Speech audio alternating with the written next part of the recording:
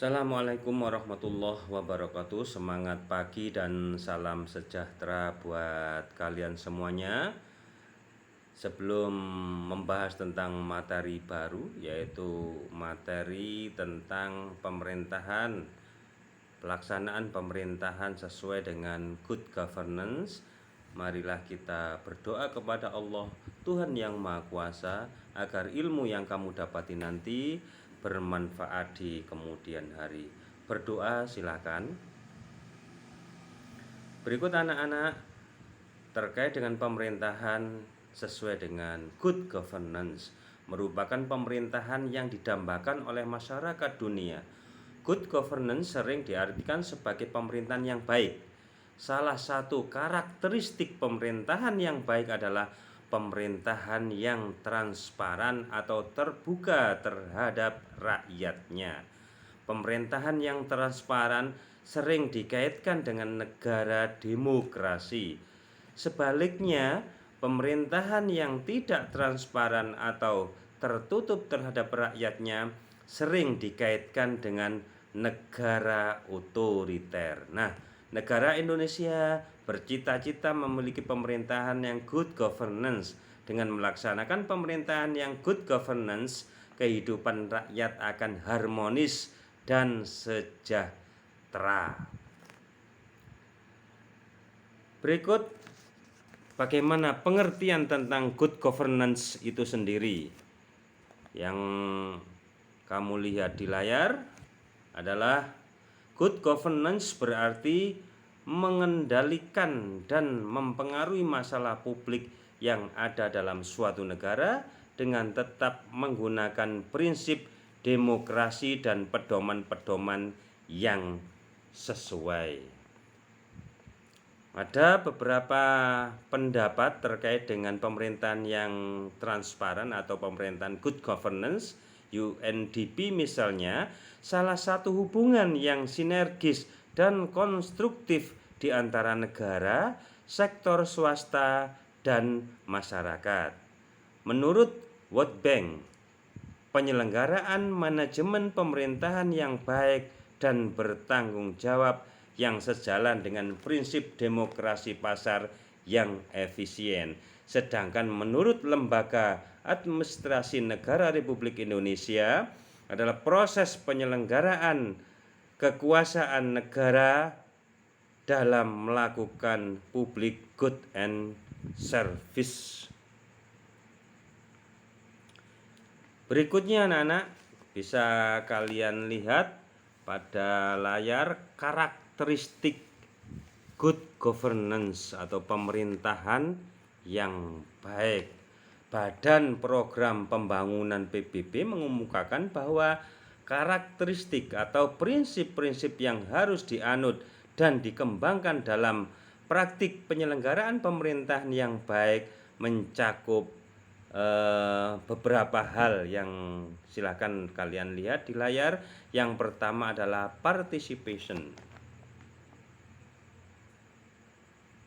Partisipasi yaitu keikutsertaan masyarakat dalam proses pembuatan keputusan, kebebasan berserikat dan berpendapat, serta berpartisipasi secara konstruktif. Yang kedua adalah rule of law atau aturan hukum, yaitu hukum harus adil tanpa pandang bulu, ditegakkan dan dipatuhi secara utuh, terutama aturan hukum tentang hak-hak asasi manusia. Yang ketiga adalah transparansi atau transparan, yaitu adanya kebebasan aliran informasi dalam berbagai proses kelembagaan sehingga mudah diakses oleh mereka yang membutuhkan informasi harus disesuaikan secara memadai dan mudah dimengerti sehingga dapat digunakan sebagai alat monitoring dan evaluasi. Berikut adalah daya tanggap, yaitu proses yang dilakukan setiap institusi diupayakan untuk melayani berbagai pihak atau stakeholder. Berikutnya adalah konsensus oriented, berorientasi konsensus, yaitu bertindak sebagai mediator bagi kepentingan yang berbeda untuk mencapai kesepakatan. Jika dimungkinkan, dapat diberlakukan terhadap berbagai kebijakan dan prosedur yang akan ditetapkan pemerintah. Berikutnya adalah equality atau berkeadilan, yaitu memberikan kesempatan yang sama baik kepada laki-laki maupun perempuan dalam upaya meningkatkan dan memelihara kualitas hidupnya. Berikutnya adalah efektivitas dan efisiensi. Apa itu anak-anak? Yaitu sebagai segala proses yang di kelembagaan diarahkan untuk menghasilkan sesuatu yang benar-benar sesuai kebutuhan melalui pemanfaatan berbagai sumber yang tersedia dengan sebaik-baiknya. Coba bisa kalian lihat di situ ada 10 karakteristik yang harus kalian pelajari sampai terakhir. Selanjutnya kita beralih pada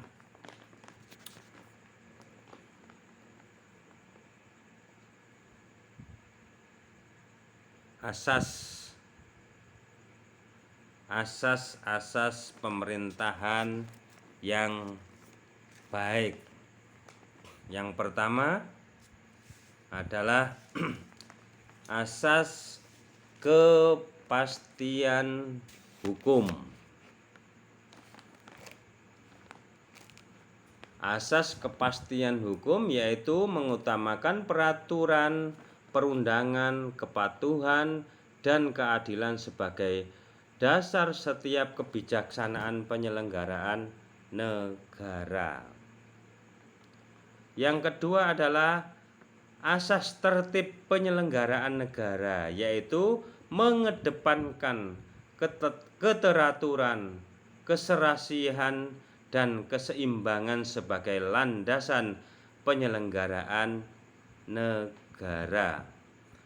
Yang ketiga adalah asas kepentingan umum, yaitu mendahulukan kesejahteraan umum dengan cara aspiratif, akomodatif, dan selektif.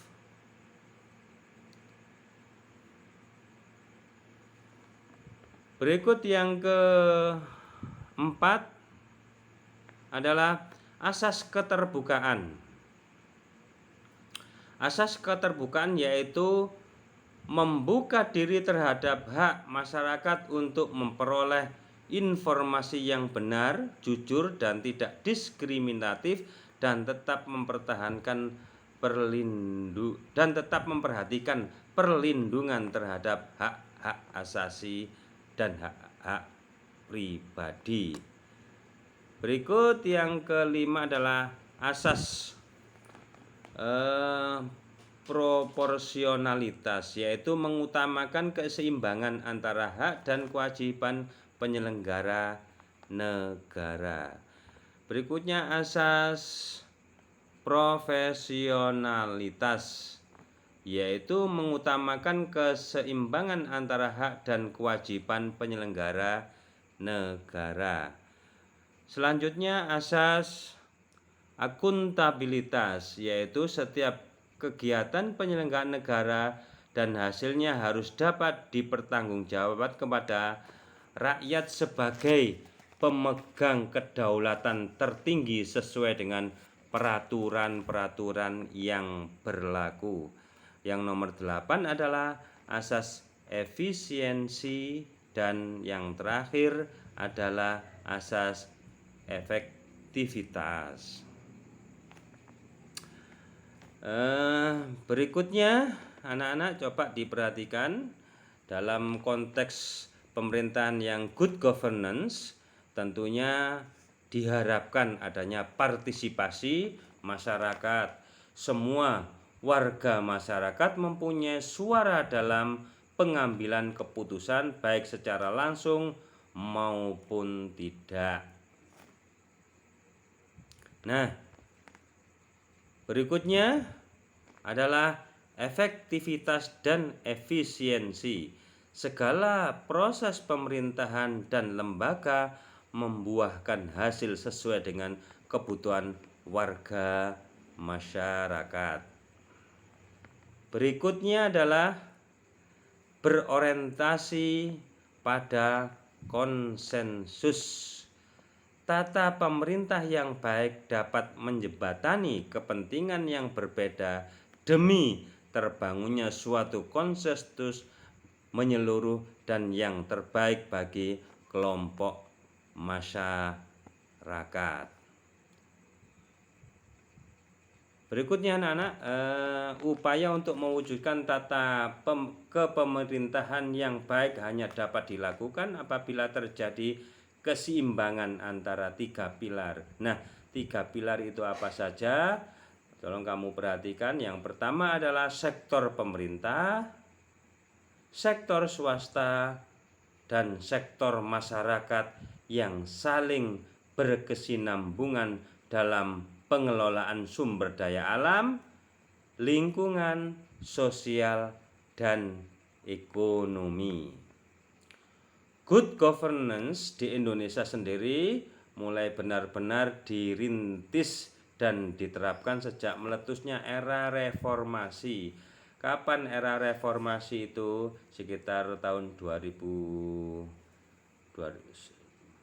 reformasi, yang dimana pada era tersebut telah terjadi perombakan sistem pemerintahan yang menuntut proses demokrasi yang bersih, sehingga good governance merupakan salah satu alat reformasi yang mutlak diterapkan dalam pemerintahan yang baru.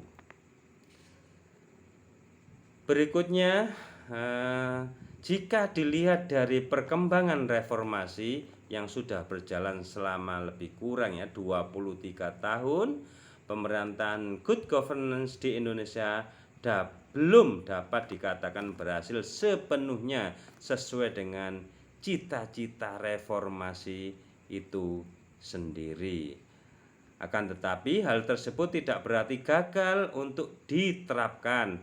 Banyak upaya yang dilakukan pemerintahan dalam menciptakan iklim good governance yang baik. Diterapkannya good governance di Indonesia tidak hanya membawa dampak positif dalam sistem pemerintahan saja, akan tetapi hal tersebut mampu membawa dampak positif terhadap badan usaha non-pemerintah, yaitu dengan lahirnya good corporate governance. Nah, dengan landasan yang sangat kuat, diharapkan akan membawa bangsa Indonesia ke dalam suatu pemerintahan yang bersih dan amanah. Anak-anak, itulah yang bisa saya sampaikan. Semoga apa yang kalian pahami akan bermanfaat di kemudian hari. Terima kasih. Sekali lagi saya sampaikan, kurang lebihnya mohon maaf. Billahi taufiq wal hidayah. Assalamualaikum warahmatullahi wabarakatuh. Semangat belajar.